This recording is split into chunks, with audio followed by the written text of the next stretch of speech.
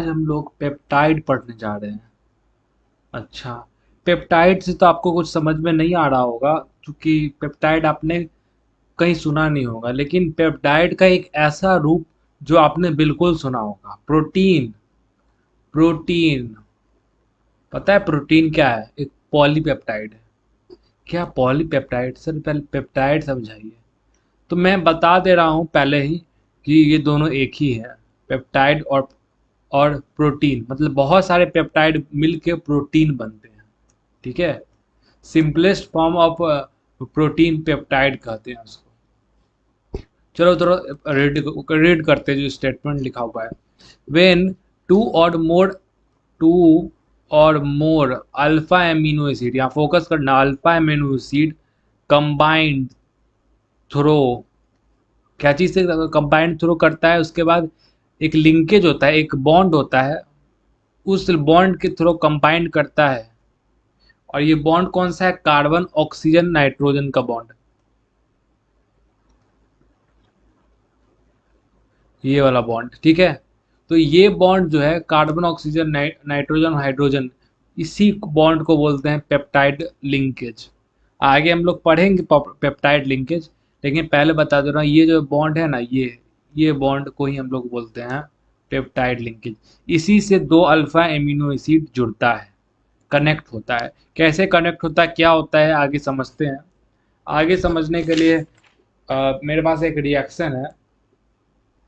एक रिएक्शन यहाँ पे कुछ दिन पहले मैंने ग्लाइसिन के बारे में बताया था। आसरा ग्लाइसिन H2N और C, और यहाँ पे H, और यहाँ पे C डबल बॉन्ड OH, और ये H, ये अपना ग्लाइसिन है। ग्लाइसिन के साथ एक और कंपाउंड था, एलामाइन, एलानाइन,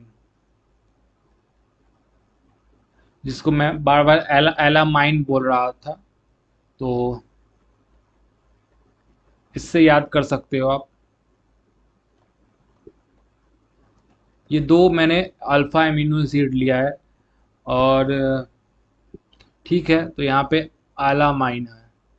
ओके, और ये अपना क्या है? ग्लाइसिन है, ग्लाइसिन है। अब होगा क्या, सुनना ध्यान से, होगा क्या?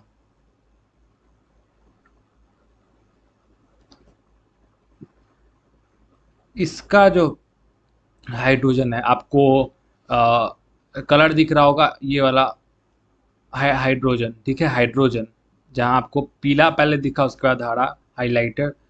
तो ये हाइड्रोजन और ये दो हाइड्रोजन, ओ, ठीक है, एक सेकेंड।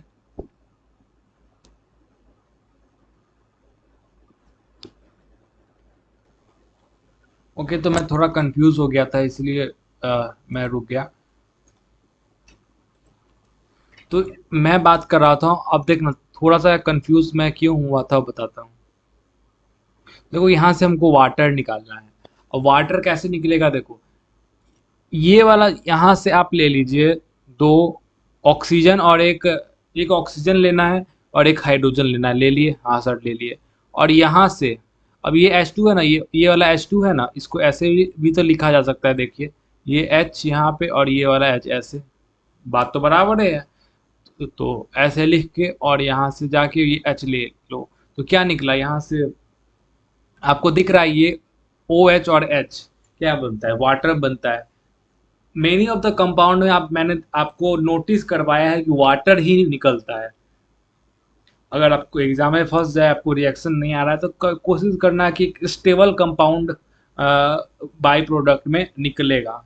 तो वाटर एक स्टेबल कंपाउंड है, इसलिए वो निकल रहा है। ज़्यादातर केस में वाटर ही निकलता है, या कुछ स्टेबल कंपाउंड। तो यहाँ पे वाटर निकल रहा है। इसको नाम देते हैं हम लोग, अ, इसको नाम देते हैं हम लोग कंडेंसेशन। कंडेंसेशन, क्या इसको नाम देते हैं? Condensation polymerization. देख लेना, कंडेंसेशन पॉलीमराइजेशन, शायद इसे यही कहते हैं, शायद, मुझे कंफर्म नहीं है। एक बार मुझे एक बार बुक देखना होगा, आप देख लीजिएगा।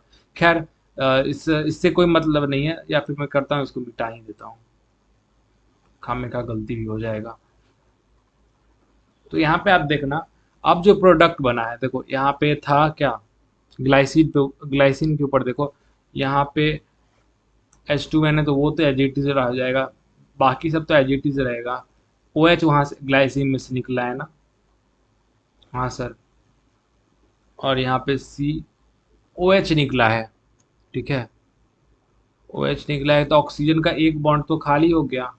तो यहाँ और नाइट्रोजन, और इस वाले बॉन्ड से क्या निकला है, इस वाले बॉन्ड से ये वाला हाइड्रोजन निकला है, तो नाइट्रोजन का एक बॉन्ड तो खाली हो जाएगा ना सर, हाँ सर हो जाएगा, CH3, और यहाँ पे H, और यहाँ पे C डबल बॉन्ड OH, ये बन गया अपना, सिंपल सा, सिंपल सा ये बन गया।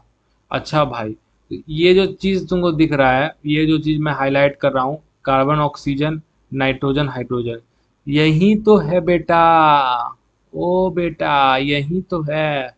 क्या है सर, यही तो अपना पेप्टाइड लिंकेज है, पेप्टाइड लिंकेज यही है, पेप्टाइड लिंकेज पहचान लो, यही है पेप्टाइड लिंकेज। ऊपर मैंने लिखा था, तुम विश्वास नहीं कर रहे थे, अब मैंने करवा दिया ना विश्वास। यहाँ पे देखो मैंने क्या लिखा था, ये वाला कंपाउंड पेप्टाइड लिंकेज है ना, कार्बन ऑक्सीजन नाइट्रोजन हाइड्रोजन का बॉन्ड। अच्छा, और जानते हो ये जो प्रोडक्ट बना है, इसका नाम क्या होगा, इसका नाम होगा ग्लाई अला, ग्लाई अला, ग्लाई अला,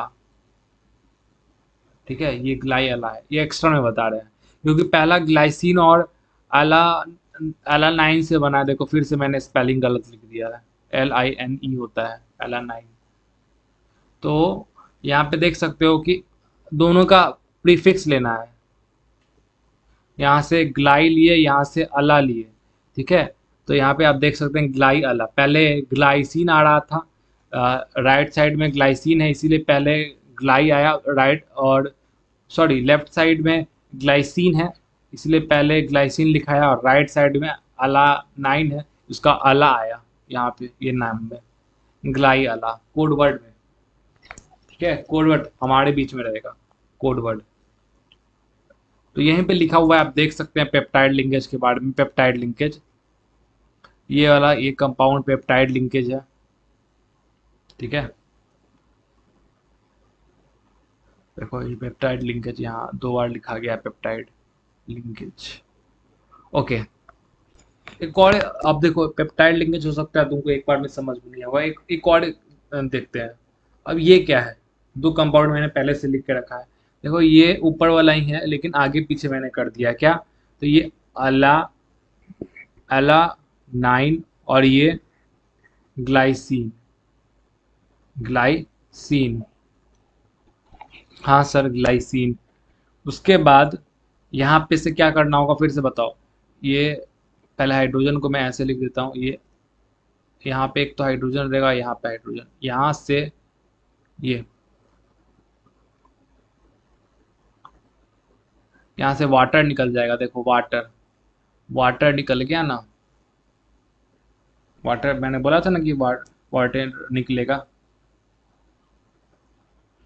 और जैसे ही वाटर निकला आपको क्या ध्यान देना है, अब यहाँ पे देखो क्या मिला प्रोडक्ट, कहाँ पे अंतर आएगा, देखो यहाँ पे ये कंपाउंड, यहाँ तक तो ये कार्बन ऑक्सीजन,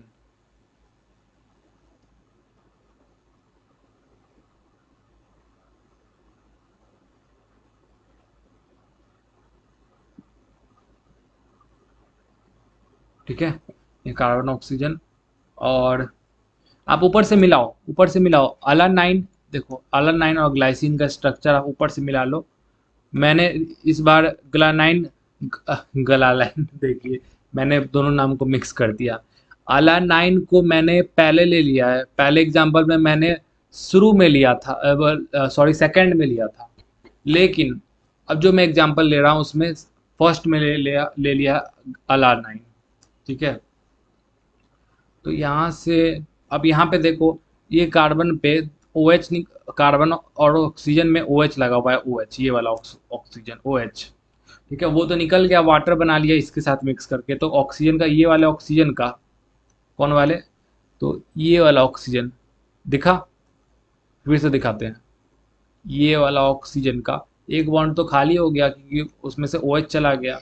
हाँ सर, तो एक बॉन्ड खाली है, इधर से नाइट्रोजन का, इस वाले नाइट्रोजन का ये हाइड्रोजन चला गया, तो इसका भी एक बॉन्ड खाली है, तो ये लोग ऐसे जुड़ जाएंगे NH करके, और बाकी सब तो एज इट इज रहेगा, HC कार्बोक्सिलिक एसिड तो वैसे ही, और यहाँ पे H। हाँ सर, जुड़ गए, यही इसी को बोलते हैं, फिर से बताते रहा, यही तो है पेप्टाइड लिंकेज, पेप्टाइड, ठीक है, पेप्टाइड लिंकेज।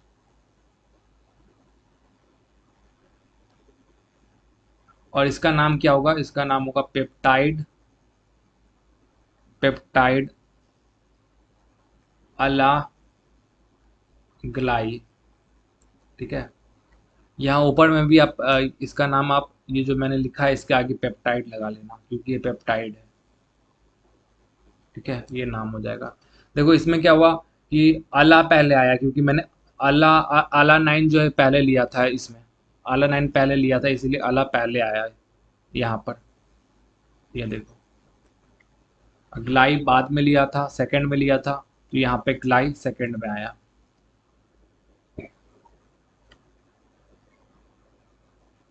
ओके, हाँ सर, आगे बढ़ते हैं।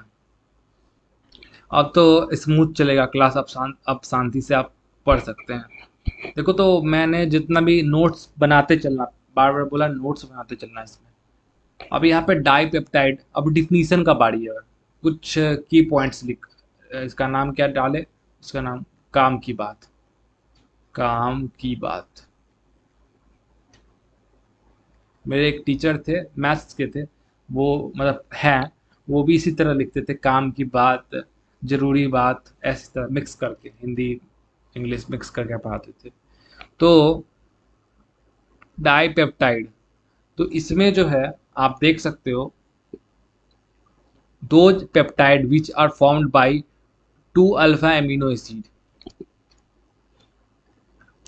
डाइपेप्टाइड क्या हुआ, पेप्टाइड लिंकेज, दो, सॉरी, डाइपेप्टाइड क्या हुआ, एक सेकेंड रुकिएगा।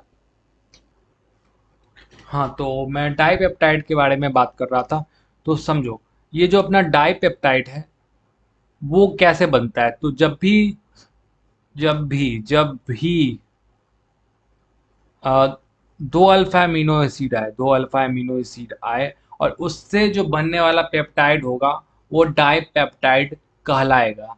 क्योंकि हम लोग ऊपर एग्जाम्पल लिए थे, तो इसमें दो अल्फा एमिनो एसिड लिए थे, ठीक है, तो ये ऊपर वाला जो दोनों दोनों एग्जाम्पल मैंने लिया है, आला 9 और ग्लाइसिन का, ये दोनों ही एग्जाम्पल डाइपेप्टाइड के हैं, ठीक है। आपको डिफिनीशन देखना है बस, अब आप सुनते जाना और लिखते जाना, क्योंकि एग्जाम में डिफिनीशन ही पूछता है, और एग्जाम्पल डाइपेप्टाइड का एग्जाम्पल पूछ सकता है, तो मैंने ऊपर दो एग्जाम्पल आपको लिखा दिया है।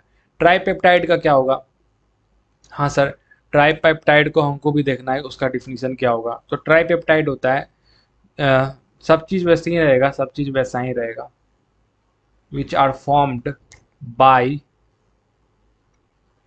3 अल्फा एमिनो एसिड, ठीक है, oligo, those peptide which are formed by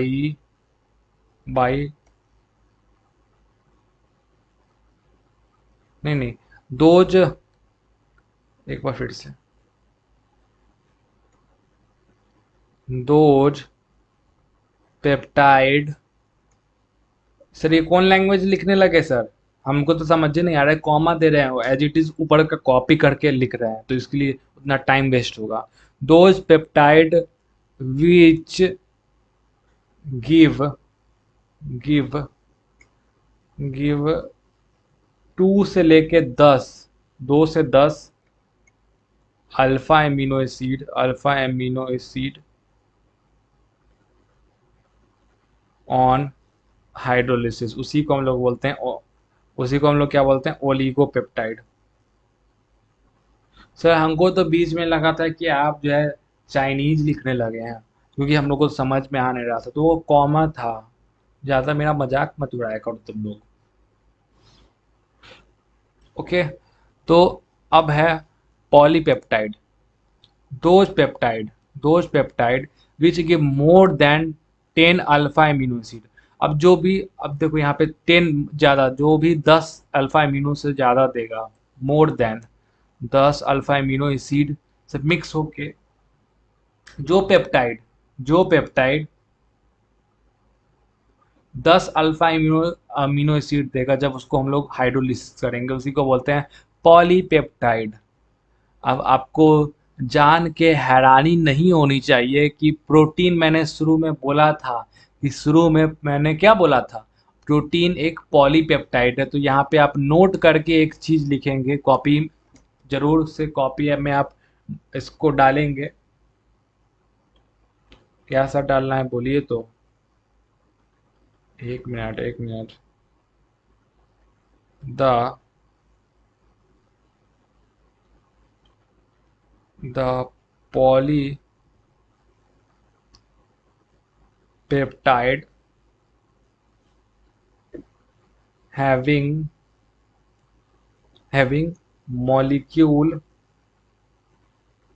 molecular sorry m- molecular mass more than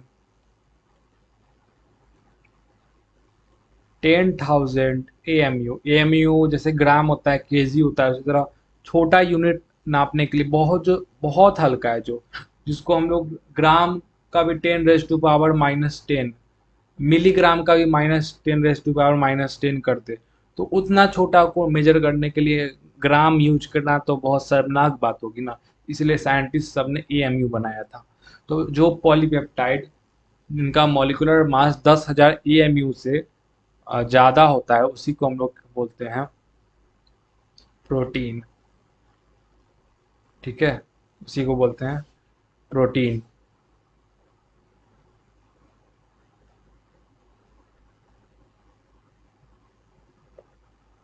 okay, आगे बढ़ते हैं। उसी में आगे आप एक चीज़ नोट करके डालेंगे कि जो ये polypeptide with fewer alpha amino acid is called protein. Protein में भी कौन, insulin with only 51 alpha amino acid. जो इंसुलिन होता है उसमें केवल और केवल 51 अल्फा एमिनो एसिड होता है। ये चीज आप ध्यान में रखेंगे, क्या इंसुलिन में 51 अल्फा एमिनो एसिड होता है, 51। अच्छा सर जी। ओके, तो अपने पास अभी 12 मिनट और है, उसमें हम लोग प्रोटीन, अभी प्रोटीन हम लोग शुरू कर दिए हैं, तो प्रोटीन के बारे में एक, इस चैप्टर का समझो कि सबसे इम्पोर्टेंट चीज अभी तक, दो इम्पोर्टेंट चीज है इस चैप्टर में। तो पहला, सॉरी, दो इम्पोर्टेंट, मोस्ट इम्पोर्टेंट चीज है जो आएगा ही आएगा एग्जाम में। तो पहला है आपके सामने, दो इम्पोर्टेंट चीज अभी तो हम लोग पढ़ेंगे, और दूसरा वीडियो जब, ये चैप्टर जब अंत होने लगेगा तब हम लोग पढ़ेंगे। अच्छा सर, यहाँ पे हम लोग एक टेबल बनाएंगे, तो वो इम्पोर्टेंट है, ग्लोबुलर प्रोटीन और फाइब्रस प्रोटीन। ये दोनों प्रोटीन जैसे ही आपके सामने आए, आपके दो स्ट्रक्चर आपको दिमाग में आना चाहिए, जैसे ग्लोबुलर प्रोटीन। तो ये वर्ड कुछ गोलू मोलू से रिलेटेड है, तो इसका स्ट्रक्चर कुछ गोलू मोलू जैसा होगा। ये गोलू मोलू, देखने में तो गोलू मोलू लगता नहीं है, लेकिन है गोलू मोलू। ठीक है, ये हो गया फाइबरस में। तो फाइबरस में जैसे ही आपको दिखे फाइबर, फाइबर जैसा, तो आपको पता है कि अपने शरीर में फाइबर कौन सा है, जो एक अपना केस है ना, केस, बाल, हेयर, वो जो है फाइबर फाइबर है। इसका स्ट्रक्चर ऐसा होता है सीधा, इसका भी स्ट्रक्चर कुछ ऐसा ही होगा, कुछ ऐसा। ठीक है, ये स्ट्रक्चर हुआ। तो आपको हमेशा क्या है, मैंने बोला कि ग्लोबुलर जैसे ही आपको दिखे तो आपको समझ जाना है गोलू मोलू से स्ट्रक्चर, और फाइबरस देखे जैसे ही दिखे स्ट्रेट दिखे, फाइबर जैसा स्ट्रक्चर। अपना बाल एक स्ट्रेट है, फाइबर की तरह है। तो ये दोनों स्ट्रक्चर आपको दिमाग में आना चाहिए। ठीक है। दूसरा, फाइबरस आपको जब भी दिखे, फाइबरस आपको जब भी दिखे, आपको अपना बाल याद आना चाहिए, बाल, केस। ठीक है, केस, हाँ ये याद आना चाहिए। क्यों ऐसा मैंने बोल रहा हूँ उसको हम समझते हैं। इसका ये दोनों में डिफरेंशिएशन हम लोग अभी करने जा रहे हैं। तो डायरेक्ट एनसीईआरटी में ये दिया हुआ है, तो पहले समझो। देखो जैसे जैसे हम लोग पढ़े नहीं अभी तक ये ग्लोबुलर प्रोटीन और फाइब्रस प्रोटीन, लेकिन जैसे हम लोग इसको डिफरेंशिएट करते एंड करेंगे डिफरेंशिएशन, आपको समझ में आ जाएगा पूरा। और ये अपना लास्ट टॉपिक भी है। These these proteins these proteins are cross cross linked cross linked condensation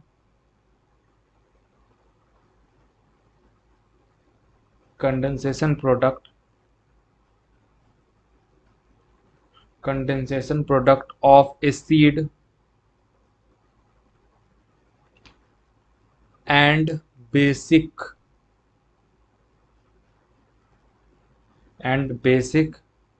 amino acid। ठीक है। और दूसरा है, these are linear, फाइब्रस में ये लिखना है, these are linear condensation product. देखो सीधा होता है तो सीधा को हम अंग्रेजी में अच्छे लैंग्वेज में लीनियर बोलते हैं, तो वो लोग भी फाइब्रस को लीनियर ही बोल रहे हैं अच्छे शुद्ध देसी लैंग्वेज में। और ग्लोबुलर को क्या बोलते हैं, गोलू मोलू हिंदी में बोलते हैं, लेकिन इसमें क्या बोलेंगे, these product are cross linked condensation product of acid and. देखो क्रॉस लिंक्ड होता है, आपने पॉलीमर पढ़ा होगा, तो उसमें भी क्रॉस लिंक होता है। जो बेकालाइट होता है, जो यूज होता है स्विच बनाने में, वो भी जो होता है ना, क्रॉस लिंक्ड पॉलीमर होता है। उसका स्ट्रक्चर ऐसा होता है, देखो ये स्ट्रक्चर होता है क्रॉस लिंक का, मैं बता रहा हूँ, फिर मिटा भी देंगे। तो ये ऐसे, तो ये तो ऐसे रहेगा, इसमें ऐसे जुड़ा रहता है, कोई ऐसे जुड़ा होता है इस पॉइंट से इस पॉइंट, तो ये क्रॉस जाके लिंक हो रहा है। तो ये सब जो है ना, ये इसी को बोलते हैं क्रॉस लिंक्ड। ये जो एक बस डिफिनीशन आपको देखना है और इसको एग्जाम में लिख के आना है। This product are cross link condensation product of acid and basic amino acid, are cross link of condensation product of acid and basic amino acid.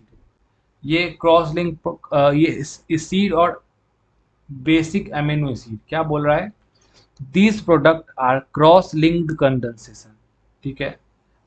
क्या मैंने बोला कि ये जो अपना होता है ग्लोबुलर प्रोटीन, ये तो क्रॉस लिंक्ड होता है। सबसे पहला बात ये ध्यान में रखना है, क्रॉस लिंक्ड कंडेंसेशन पॉलीमर होता है।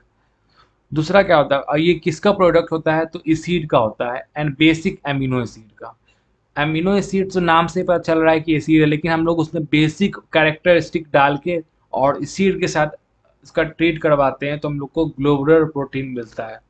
ये डिफिनीशन थोड़ा सा आपको अटपटा लग रहा होगा, लेकिन यही डिफिनीशन है, क्या कर सकते हैं। हाँ, फाइब्रस वाला आपको आसानी से समझ में आ गया होगा कि these are the linear condensation product. बस, कोई बात नहीं, कुछ कुछ चीज़ होता है जो आपको रटना पड़ता है, तो वो भी इसी तरह है। लेकिन आगे का जो भी डिफ्रेंसिएशन है, मैं यकीन दिलाता हूँ आपको रटना नहीं पड़ेगा। जैसे यहीं से शुरू होता है, दे हैव स्पोराइडल स्पोराइडल 3D शेप। क्या मैंने बोला, और इसको पहले भी लिख लेते हैं, दे हैव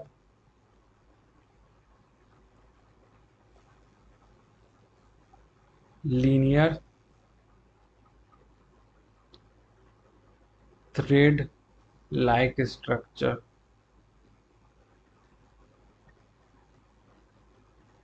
मैंने बोला था ना कि आपको जैसे ही ग्लोबुलर देखे तो गोलू मोलू, और फाइब्रस देखे तो सीधा स्ट्रेट फाइबर, बाल याद आना चाहिए, अपना हेयर याद आना चाहिए। इसी कारण से बोला था। ये देखो, ये तो अपना बोल रहा है कि स्पेरिकल होता है, तो आप स्पेरिकल स्पोराइडल है, तो स्पोराइडल स्पेरिकल से इंस्पायर है। तो आप देख सकते हैं ये वाला जो स्ट्रक्चर है ये स्पाइरिकल है, कुछ उस टाइप का है ना, इस उस टाइप का है, यहाँ पे देख सकते हैं। इसलिए इसका नाम स्पोराइडल है, आप स्पेरिकल भी लिख सकते हैं। और वहीं इसका बात करें फाइब्रस का, तो ये धागा की तरह होता है, थ्रेड लाइक स्ट्रक्चर। हाँ सर, ये धागा की तरह है ही। ये देखो धागा नहीं है, धागा की तरह ही है। बाल अपना हेयर जो होता है वो धागा की तरह ही होता है, पतला सा, सीधा सा। हाँ सर, आगे का डिफिनीशन पढ़ते हैं। दे आर, दे सो दे सो री remarkable change with temperature. They show no change with change in temperature. Change in temperature.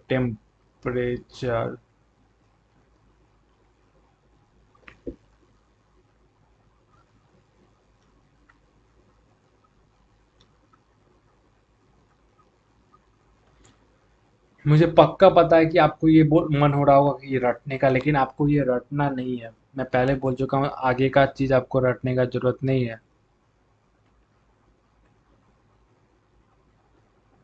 इसको थोड़ा और, एक सेकेंड, ये थोड़ा सा लाइन स्ट्रेट और कर दे। ओह, क्या हो रहा है ये। जो हम लोग तीसरा पॉइंट देख रहे हैं, इसमें थोड़ा सा आपको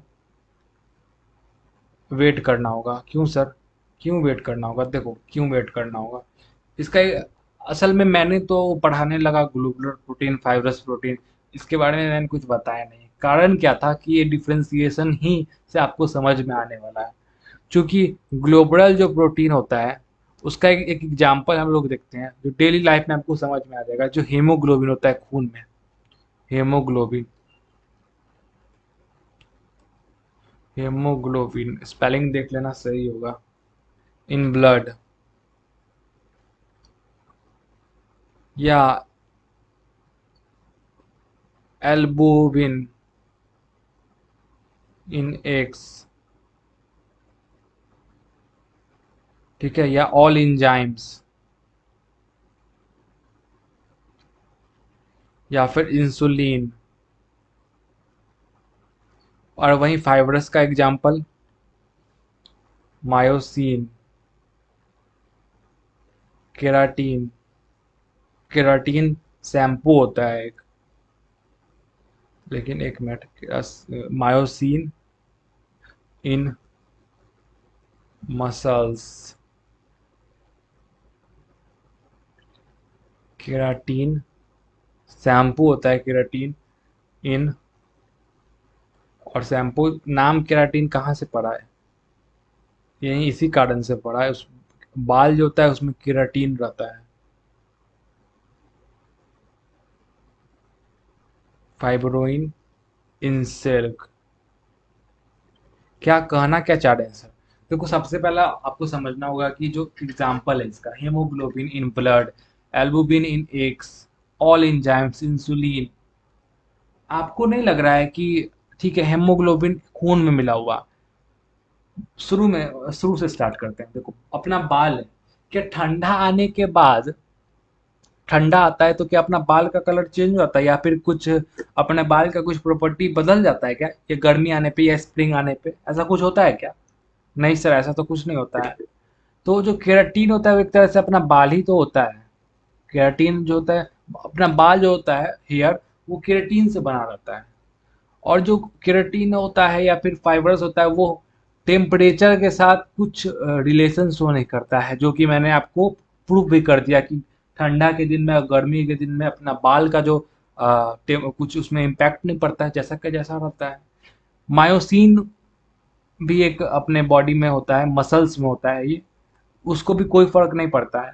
ठीक है। फाइब्रोइन इन सिल्क, ये एग्जाम्पल से आपको जरूर ध्यान में रखना है।